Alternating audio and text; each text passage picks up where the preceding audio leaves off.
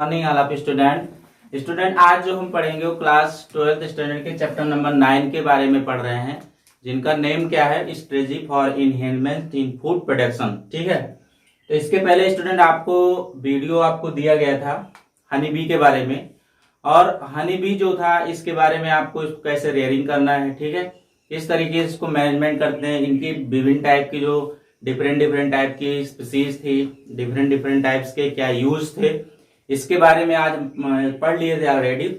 आज जो आपका नेक्स्ट टॉपिक है वो आपका है, ये जो टॉपिक है आपका फिशरीज। क्या है? फिशरीज। देखिए, मत्स्य की जो होता है, मत्स्य की पालन जो होता है, आप सुने होंगे। ये जो फिशरीज होता है इसको किस तरीके से रियरिंग किया जाता है। ठीक है, मीन्स इसको किस तरीके से रियरिंग मतलब कैसे इसकी शुरुआत करें। ठीक है, किस तरीके से जो मछली पालन होता है इसकी शुरुआत हम किस तरीके से करते हैं, इस टॉपिक के रिलेटिव में हम पढ़ने वाले हैं। ठीक है, तो आप स्टेप बाय स्टेप क्या करिए, इसको समझिए और वीडियो को बिना स्किप किए हुए आप पूरा देखिए ताकि आपको क्लियर हो जाए। ठीक है, देखिए जो फिशरीज होता है इसको हम किस तरीके से रेयरिंग करते हैं। जैसे कि सुने होंगे कि बहुत सारे ऐसे क्या होते हैं, फार्मर्स होते हैं। ठीक है, उनको एम्प्लॉयमेंट भी मिलता है इसको फिशरिंग करने के लिए, इसकी शुरुआत करने के लिए। तो अभी हम कई ऐसे टाइप्स देखेंगे इसकी फिशरीज के बारे में, किस तरीके से इसको मैनेजमेंट करते हैं, किस तरीके से इसको प्रोसेसिंग करते हैं, किस तरीके से इसको कैच करते हैं। ठीक है, और आफ्टर दैट इसको क्या करते हैं, सेल करते हैं। ठीक है, तो सबसे पहले उसको हम रेयरिंग करने के लिए इसमें कुछ स्टेप्स होते हैं। पहले हम उसको क्या करते हैं, प्रोसेसिंग करते हैं। क्या करते हैं? प्रोसेसिंग करते हैं। प्रोसेसिंग करने के बाद हम उसको कैच करते हैं। क्या करते हैं? कैचिंग करते हैं। ठीक है, कैच करने के बाद जब उसको कैच कर लेते हैं तो उसको हम सेल करते हैं। क्या करते हैं? सेल करते हैं, क्या सेलिंग करते हैं। ठीक है, तो इन टाइप जो 3 स्टेप्स होते हैं आपके, प्रोसेसिंग करना, कैच करना, आफ्टर दैट उसको सेलिंग करना। ठीक है, तो ये क्या होते हैं, फिशरीज के कुछ स्टेप्स होते हैं जिसका फॉलो करना आपके लिए बहुत ही इंपॉर्टेंट होता है। अब देखिए, जो फिशरीज होता है इसकी रेयरिंग करने के लिए हम क्या करते हैं, अभी आपको बताया गया कि इसके लिए एम्प्लॉयमेंट होते हैं बहुत सारे से फार्मर्स की शुरुआत करने के लिए।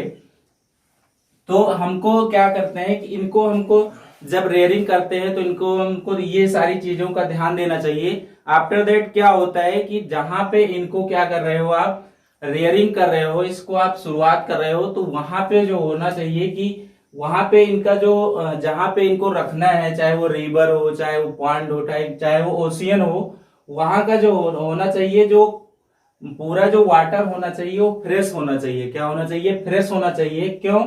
क्योंकि वहां जो होते हैं, जैसे कि जो अदर ऑर्गेनिज्म होते हैं, ठीक है, जो अदर ऑर्गेनिज्म होते हैं उनसे हमको वो उनको इफेक्ट ना करें, उनको क्या करें, नुकसान ना करें। क्योंकि अगर जो अदर जो ऑर्गेनिज्म होंगे, ठीक है, जैसे फंगल एक्टिविटीज होती हैं, ठीक है, डिफरेंट टाइप्स के इंसेक्ट होते हैं, वो क्या करते हैं, अगर वहां पे हम सही तरीके से वाटर में इनको रखेंगे नहीं तो उनको ये डैमेज करना शुरू कर देती हैं। ठीक है, और जब डैमेज करना शुरू कर देंगे, उनको इन्फेक्ट कर देंगी, तो आपकी जो फिशेस होंगी वो क्या हो जाएगी, वो खाने एडिबल नहीं होगी, खा नहीं पाएंगे। ठीक है, क्योंकि हम जानते हैं कि जो फिशेस होती हैं इसमें विटामिन ए और डी, ठीक है, ये हमको बहुत ही मात्रा में मिलती है, और डिफरेंट टाइप्स के क्या होते हैं, एलिमेंट्स भी यहाँ पे इन्वॉल्व होते हैं जो कि आपके लिए बहुत ही हेल्पफुल होते हैं। ठीक है, तो ये सारी चीजें हमको क्या करना चाहिए, ध्यान में रखना चाहिए।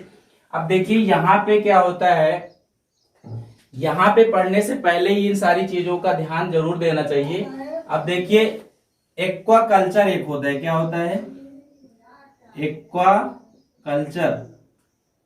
एक्वा कल्चर, ठीक है, और एक होता है पिस्सी कल्चर। पिस्सी कल्चर। अब देखिए यहाँ पे 2 टर्म है। क्या है? 2 टर्म है, एक है एक्वा कल्चर, दूसरा है पिस्सी कल्चर। एक्वा कल्चर मतलब होता है इसमें हम ऐसे ऑर्गेनिज्म को यूज करते हैं जो ओनली फॉर इक्वेटिक होते हैं। क्या होते हैं? इक्वेटिक एनिमल्स को यहाँ पे इंक्लूड करना ही एक्वा कल्चर कहलाता है। क्या कहलाता है? एक्वा कल्चर कहलाता है। कहने का मतलब इक्वेटिक मतलब होता है जलीय। जलीय जो ऑर्गेनिज्म होते हैं, जलीय जो जीवधारी होते हैं, उनके अध्ययन को ही एक्वा कल्चर बोलते हैं। ठीक है, बहुत सारे ऐसे आप देखे होंगे जो कि क्या होते हैं यहाँ पे इनको इंक्लूड किया जाता है। अब पीसी कल्चर क्या होता है, यहाँ पे ओनली फॉर फिशेस को यूज किया जाता है। जो फिशेस होती हैं फिशेस को ही यूज किया जाता है पीसी कल्चर के अकॉर्डिंग, ठीक है।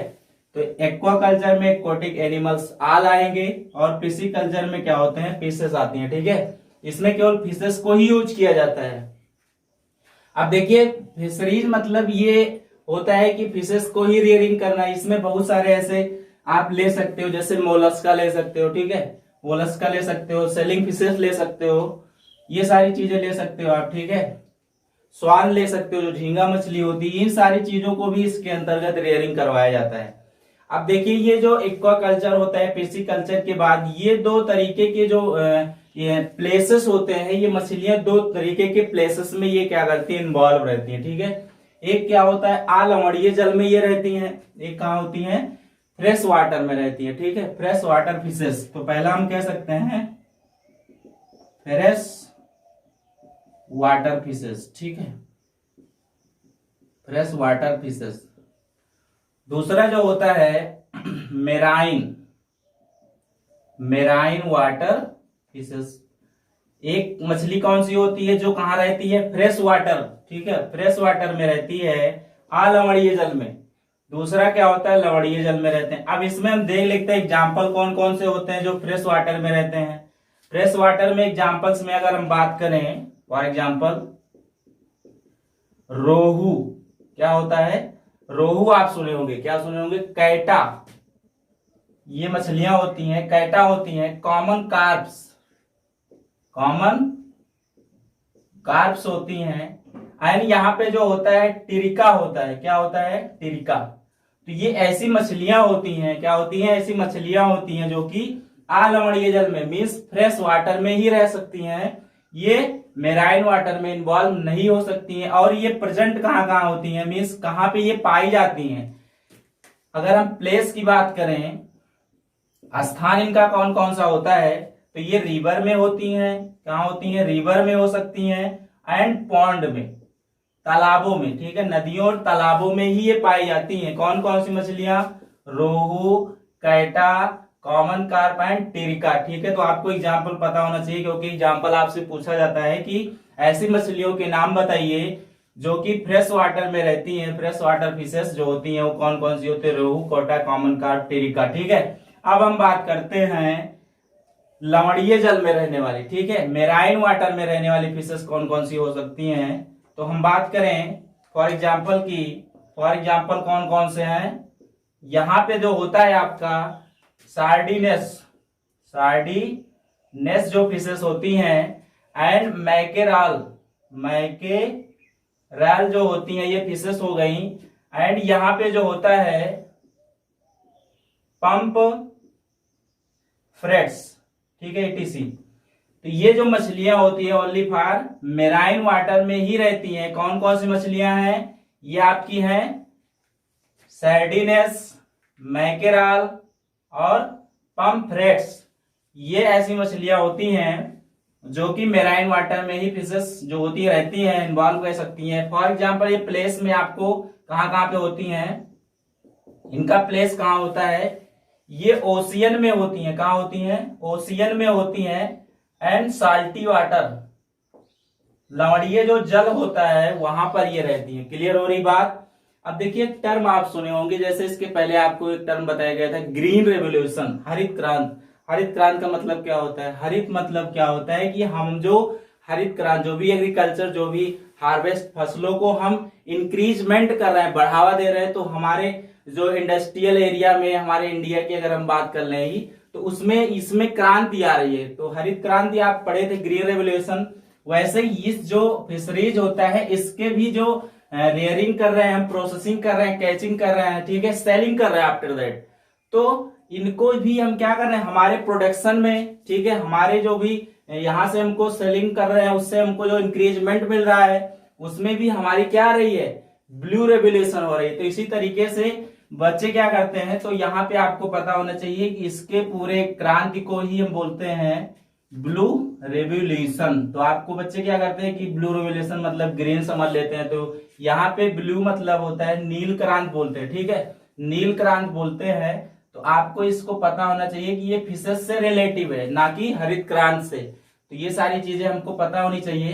तो इसको एक बार स्टूडेंट फिर समझ लेते हैं, फिर उसके बाद नेक्स्ट टॉपिक नेक्स्ट वीडियो में पढ़ेंगे। फिशरीज मतलब होता है कि अगर हम फिशरीज की रेयरिंग कर रहे हैं तो उसमें हमको processing, catching, after that selling, in steps का यूज करके हम अपने प्रोडक्शन को, हमारे अपने जो भी रेयरिंग कर रहे हैं उसके इंक्रीजमेंट को बढ़ा सकते हैं। देखिए बहुत सारे ऐसे क्या होते हैं कि हम यहाँ पे फिशरीज के अलावा भी यहाँ पे इंक्लूड किए गए मोलस्का, शेलफिशेस, ये सारी चीजें जो होती है, झींगा मछली, ये सारे भी इनके अंदर आती है। ठीक है, अब देखिए हम कहते हैं कि जो रेयरिंग कर रहे हैं वहां पे ऐसी जगह पे हमको इनको रखना चाहिए जहां पे फ्रेश वाटर हो। ठीक है, जिससे कि जो भी फंगल कंपोनेंट्स होते हैं, फंगल एक्टिविटीज जो होती है, उनको इन फिशेस को इन्फेक्ट ना कर पाए, क्योंकि अगर इन्फेक्ट कर जाएंगे तो वो एडिबल नहीं होंगे, खा नहीं पाएंगे आप। जैसे बहुत सारे ऐसे एनिमल्स होते हैं जो कि राइस, ठीक है, राइस और फिशेस भी खाते हैं। ठीक है, तो इसमें क्या होता है कि एक विटामिन होती है बहुत हाईली लेवल में, जो कि एडी होता है, विटामिन ए और डी होती है, और बहुत सारे ऐसे एलिमेंट्स होते हैं जो कि हमारे इसमें पाए जाते हैं। ठीक है, अभी आपको बताया गया कि ये दो तरीके के यहाँ पे स्टेज होती हैं, एक्वाकल्चर एंड नेक्स्ट जो होता है पिसीकल्चर। एक्वाकल्चर में ऐसे ऑर्गेनिज्म आते हैं जो कि ओनली फॉर एक्वाटिक होते हैं, मीन्स जो जलीय होते हैं, उनको सारे को हम क्या बोलते हैं, एक्वाकल्चर। क्लियर हो रही बात। पिसीकल्चर मतलब क्या होता है, इसमें ओनली फॉर फिशेस को यूज किया जाता है, उनके टर्म में पिसीकल्चर। ठीक है, जो मत्स्य पालन होता है उसमें केवल मछली को ही इंक्लूड किया जाता है और इसमें सारे जलीय जीव को। क्लियर। अब देखिए जो मछलियां होती हैं, ये मछलियां जो होती हैं दो तरीके के सर्वाइवमेंट रख सकती हैं, प्लेस पे ये रह सकती हैं। एक होता है आलमड़ीय जल मीन्स फ्रेश वाटर फिशेस जो होती हैं, और दूसरा क्या होता है मेराइन वाटर फिशेस। क्लियर हो रही बात। फ्रेश वाटर फिशेस में मतलब कौन कौन सी मछलियां रहती हैं, रोहू, ठीक है, कैटा एंड कॉमन कार्प टेरिका। ठीक है, ये ऐसी मछलियां होती है जो ओनली फॉर फ्रेश वाटर में इन्वॉल्व रह सकती हैं। ये कहाँ कहाँ पाई जाती हैं, रिवर में हो सकती हैं, पॉन्ड में। क्लियर।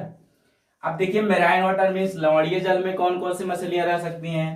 ठीक है, तो यहाँ एग्जाम्पल बताया गया सर्डिनस, मैकेरॉल एंड पम्फ्रेट्स। ठीक है, ये ऐसी मछलियां होती हैं जो कि ओनली फॉर मेराइन वाटर में ही रह सकती हैं।